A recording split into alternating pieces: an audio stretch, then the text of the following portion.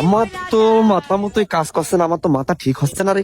এই চুলির আগা বন্ধক আমার কিরম হচ্ছে। কি করব কি করব আব্বা? प्यारी समझ गई। সবার হিসেব তো মেলছে, আমার হিসেব তো মেলছে না রে। তুই আমার একটা কথা বল দিন, আমার মা তোর কি হয়? তোর মা আমার বউ হয়, আবার কি হবে? আমার মা যদি তোর বউ হবে তাহলে তোর মা আমার কি হয়? এতদিন ধরে দাদি বলি ডাকো, এত সিম্পল বিষয় তুমি বোঝো না? তোর দাদি হয়, তোর দাদি। এই তো সেই থেকে আমার মাথায় এরকম হচ্ছে, কারণ এই জায়গায় তো বেঁধে গেছে।